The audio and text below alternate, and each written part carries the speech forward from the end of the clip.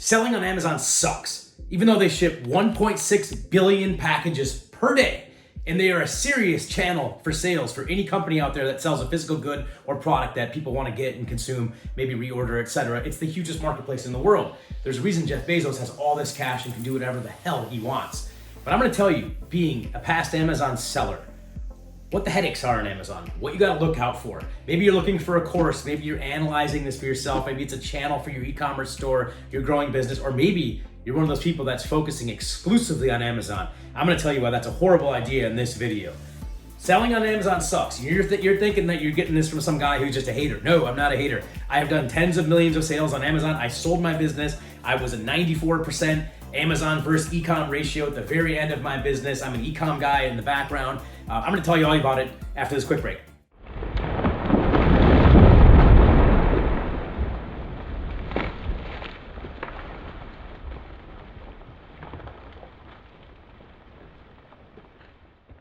So if you don't know me, I'm Tim from Ice Cold Marketing, 21-year internet marketer at this point in time and growing. I will never stop doing internet marketing. There's just no retirement for me. This is what I love to do. I love seeing gaps of money and funnels of places to make money on the internet. I've been picking up pieces and dropping them off around the internet for many, many years, whatever that means to you. I've been making a living from a laptop, this area, these cool tequila bottles, these things I like to have around me in my home office, which I'm not at all the time, but it is school season, so I'm here. I like to travel as much as possible, digital nomad. So please subscribe, like, follow. You'll get many more videos like this. So let's talk about Amazon. Let's talk about maybe people that are trying to get into Amazon that don't know a ton about it. Let's talk about all the reasons out there why you may want to rethink that, or at least know what you're getting into as you enter this space, because it's not easy. And you're talking to someone who navigated it in a very difficult market and made an exit, right?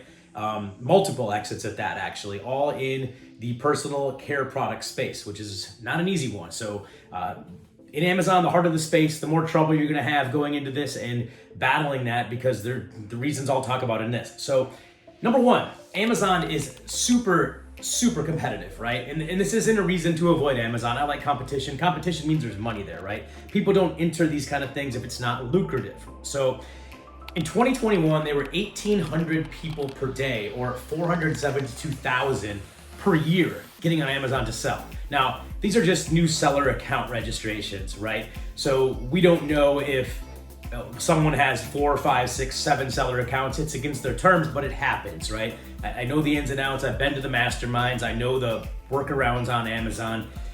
There are people who have multiple accounts. You know, you can put it in your uncle's name, your brother's name, sell different products, use those to your advantage. That's a whole different thing and a whole nother video about Amazon, which is obviously gonna be pro Amazon, right? This one is telling you why Amazon sucks, trying to share the horror stories with you out there so you can avoid the pitfalls, or again, at least knowing what you're getting into. Reason number one, you should look out for what you're doing on Amazon is flooded markets. Now, I say that as a dual-edged sword, right? Flooded markets means there's money there. People follow the money. So there's gonna be a lot of people in spaces where you can generate money, which is why Amazon has become one of the most popular things ever. Especially during the pandemic, it grew so much. And myself, I profited from it very much in the pandemic. But however, there's a lot of things called Me Too brands. This affected me greatly in my past, right? So a Me Too brand is basically when you can private label a product and do something that someone else is already in the space doing. For example, if you make a certain skincare product with a certain ingredient in it that has great studies on it, someone can come out and take that, market it better, do a better label, go in, beat you on prices, maybe outmarket you, but basically be, oh, hey, me too, I'm gonna jump in that space. I see all this money this guy's making with this amazing facial cream, right? So I'm gonna jump in as well and do that and just use my contacts and do it better, and or maybe not, maybe they don't do it better, but there's always competition, right?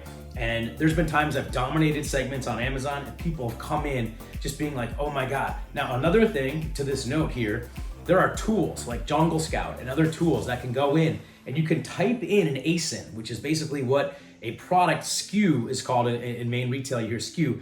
A main ASIN, A-S-I-N, on Amazon is a product. You can type in an ASIN and you can see what their gross sales are on Amazon, right? So it's like there's no secrecy. If I have a product and someone finds out or they don't find out, they just see the product and they want to know, hey, that's a cool product. You can plug it into tools and you can see exactly what that is generating grossly on Amazon, right? I mean, that can tell you if it's a winner or loser. Now, you don't know what they're putting into marketing, right? So there's a big caveat, but if someone's writing $500,000 a month in business on a single ASIN, you got to expect they're spending less than that, right? Now, there's Amazon fees and stuff, and I won't get into the math of Amazon, which is a whole other reason I like to avoid Amazon. It's like an accounting nightmare. But just know that no matter what market you're in, you're going to get copied, especially if you have success, or maybe you're jumping into a market because you saw someone doing it. Well, do you think you're the only one who's like, oh my God, I'm so smart, I'm going to go grab on this product because so many people are making money on it? No, it's like there's gobs of people, dozens, if not hundreds, in my space, thousands of people, tens of thousands, getting in with similar products. Now, I also saw mainstream brands come into my spaces when they saw what I was doing with certain products, right? Products that were only being sold at Walgreens or CVS or major retail started flooding my space when they saw the money that I was doing on Amazon. So while you're making the cake, enjoy it and eat it, right? Like, enjoy it. Reinvest it in other stuff, spread it around, because it's not gonna last forever, right?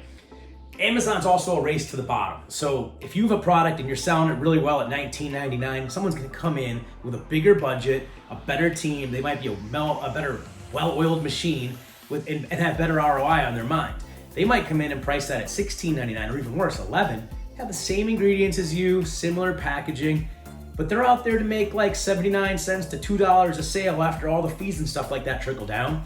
And you want to make like, 11, 12, because you're selling 20 to 100 a day and you want to make, a decent little business out of it, right? Some companies just want to do the volume and get it out there. So I call it a race to the bottom. They want to get it out there and be acquired, which is fine and great and awesome, don't get me wrong.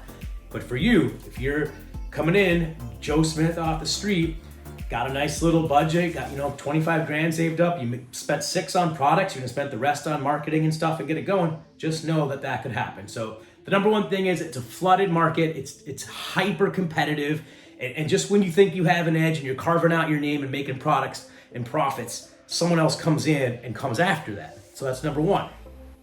Second reason selling on Amazon sucks. They don't care about you. Things can change on a dime. They really do not have a care in the world about you as a seller. They get their profits, they service your account. If you're doing FBA, they will ship your orders, but they do not care about you, and you will see that as you go. You can go to Seller Central forums, right? Register for an account, look in there, look at all the problems people post. Now, a lot of them are novices, and you can throw those out the window because I expect everyone to have a certain level of education when they're getting in. Now, you might be starting from ground zero. If you're starting from ground zero, get a course, get a mentor, get someone to coach you up before you go in with your budget and lose a ton of money, right? Amazon can pull your product down for any reason. They might inspect it. Someone might have complained in a customer review in your feedback profile that something was up with your product. Words like counterfeit, right, come in. Now, counterfeit doesn't really come from an A to B seller, right? If I were to buy something, unless I blatantly knew it was counterfeit, I wouldn't say that in the review. That comes from your competition, right? They know the trigger words that will get Amazon to pull your listings down. Now, you might be down 2 days, you might be down 2 weeks, you might be down 2 months, but that's money out of your pocket, that's inventory that's getting old. If you're in a perishable good item category, you're losing time. Time is money. If you have a shelf life of 2 years and you've got a huge MOQ to buy and fulfill, MOQ is a quantity term that we use. So if you have to order 1,000 products for the manufacturer to make it, that's what's gonna take, right? Now, you gotta move those before they expire. Amazon will not let you have expired products in their warehouse. So take note of that as well. You have to think of all these things as you sell through, okay? So there's a lot of different things that go into it, but the moral of this point number 2 I'm making is Amazon does not care about you. They do not give a shit. They will pull you down, they will spit you out. They don't care, they don't listen to your support tickets. Your support tickets basically go to robots. And if you can get past a robot, you get to someone in India or Costa Rica that really is lowly trained, and they're there to push things along until they hear certain things. They're trained to hear certain things. Figuring out how to go through a support case in a health issue in Amazon is like getting a doctorate degree, right? Like I think I could have learned how to solve, brain disease faster than I tried to learn to figure out how to communicate with people in Amazon. And eventually I hired a team, which cut into my profits, but every day down means something. These guys have formulas and SOPs and systems. And don't get me wrong, there are some super sellers out there that know all this stuff and have a team and built into it, but those are legends. Those are people doing tens of millions a year, hundreds of millions a year that are absolute legends. And I've been to their masterminds and I tip my cap to them. I wasn't at that size. I just paid an agency to do this, among other things, in marketing. But again, that all goes into your budget, and it's just another headache. And reason number 2 why I really dislike Amazon. So number 3, suspensions and bans. And then this piggybacks on my last point. You can get suspended or even banned from Amazon and lose your account and all the money that they owe you in it, because they pay you every 2 weeks at the drop of a dime, right? So listings can get hacked, which is a whole nother story. In fact, let's look at a hacked listing right now, okay? This listing right here is for a skin tag remover product that I used to sell, okay? You can see that these socks here are not properly listed. And there are all sorts of ways people inside of Amazon and Seller Central, Vendor Central, more specific, which I'll talk about later, can get access to this stuff. And there's also a black market for getting into people's listings and doing things, right? Like there's an underworld of people that just like to hack and get people suspended because their competition's beating them. There's all sorts of reasons. I saw it for so many years. I was in masterminds where you could get access to those kind of things. I'm a karmatic person. My competitors come after me.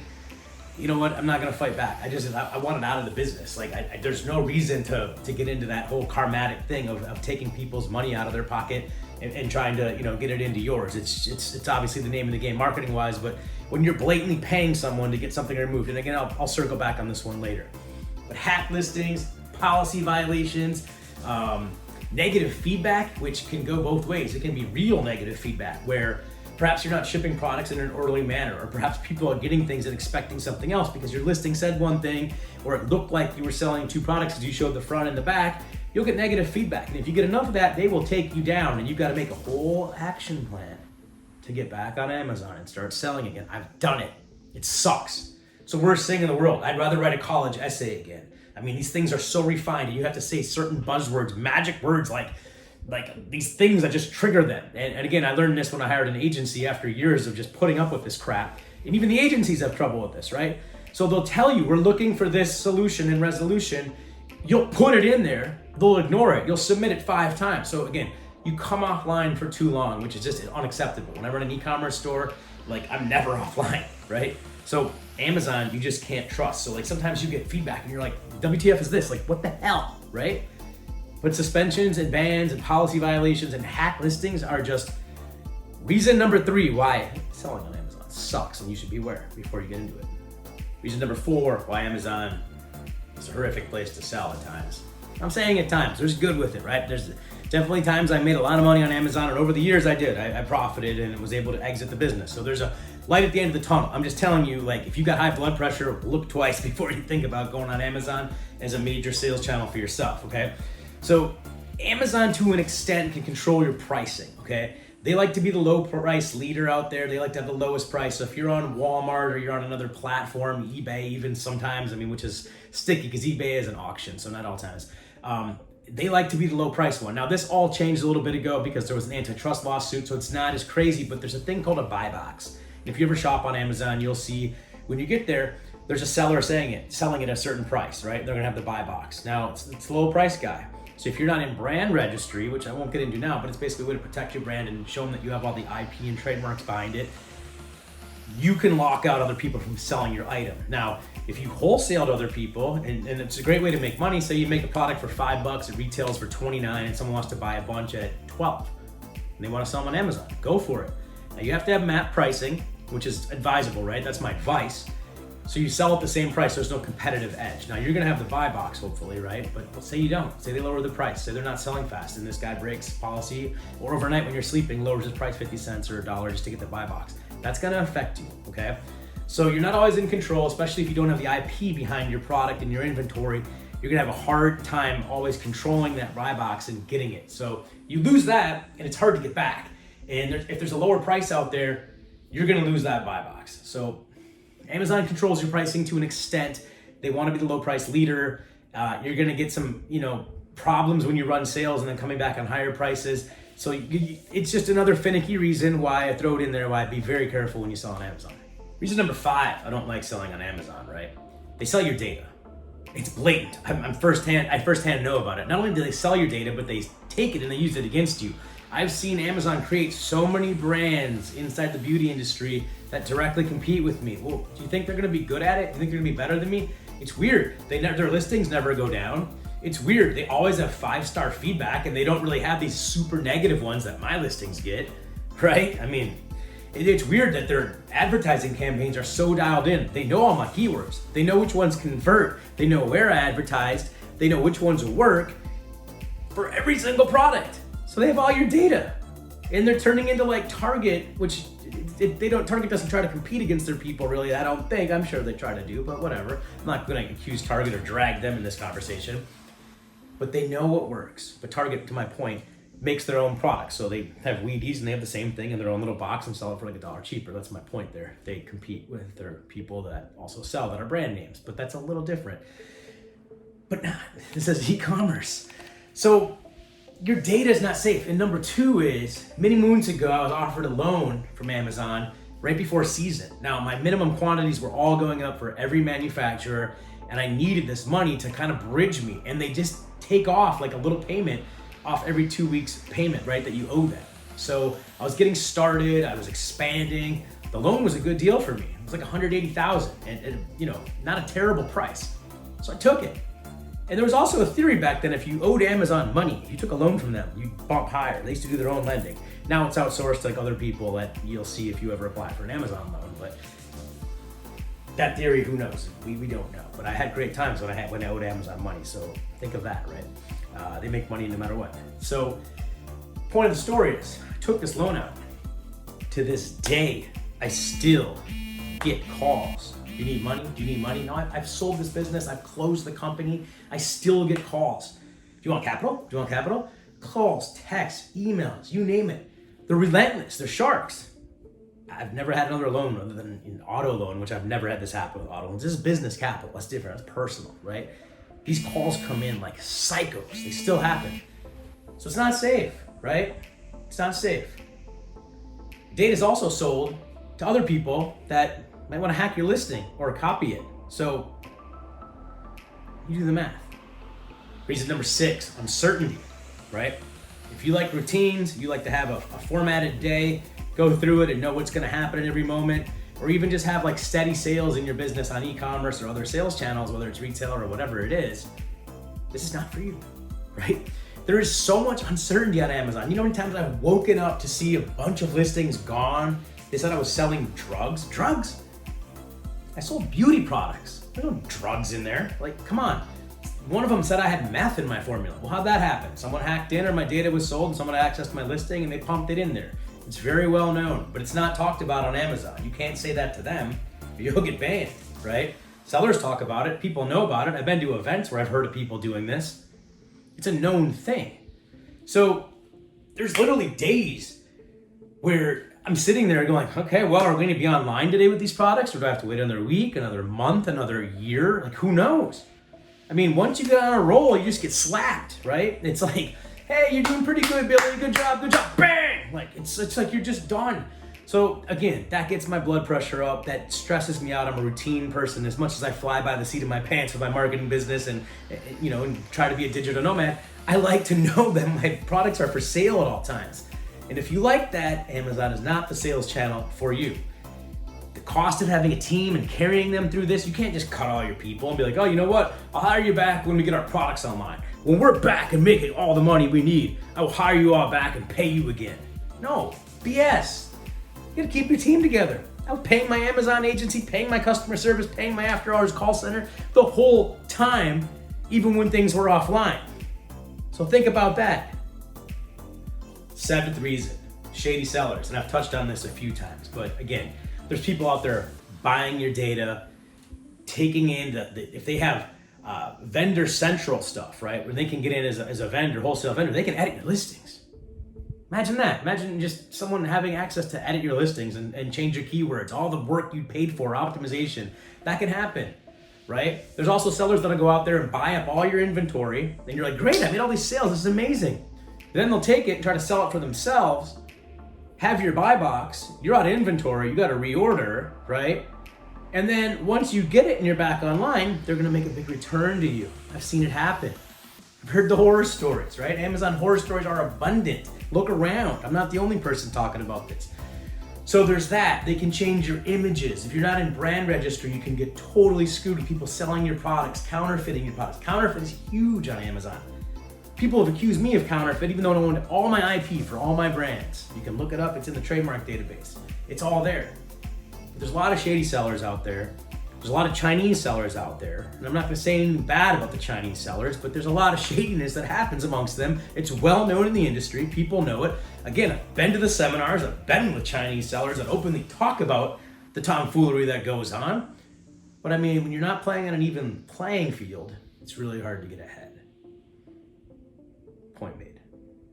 Now, in addition to this point, there are sellers out there that will go out there and look, we all want reviews. We all want 5-star reviews. God knows they're hard to get, right? Even if you have a great product, great service, there are people out there that want to be Karens and just talk really bad about your product. Now, any unusual activity will fire up a red flag at Amazon, good or bad. I don't care if you're getting, negative feedback, that's obviously gonna go, the flag's gonna go a little higher. But positive feedback, if you're used to getting 2 or 3 a day and all of a sudden 100 coming in one day, you're like, wow, what's up? Yes. All these people that bought last week are coming in, reviewing my product. I'm kicking ass and taking names. Product listings looking good. It's gonna convert good in the future. Watch yourself. It won't always happen. A lot of times that's a competitor that's going in and just trying to flag that unusual activity, and Amazon will see this and you're gonna get an email saying, we have detected unusual activity. We believe you are compensating people for reviews. It's happened to me. It's happened. And not when I've compensated for reviews. I haven't. It's crazy. You'll get that. You'll have to answer questions. You'll be down for a little bit. So this happens. And then another way they can even do this, right? We're still talking shady sellers. Point number 7. They can also get your buy box, right, with your product, if you're not in brand registry, of course. They can take that buy box, ship out a crap product, something that sucks. So your listing that you have, your product, right, will all of a sudden have horrible reviews. Try getting those back. It's hard, right? So the moral of the story is there are sellers out there that are shady, that'll spend thousands, if not tens of thousands, if the market's right, to make sure they're the only competitor out there, or one of 5.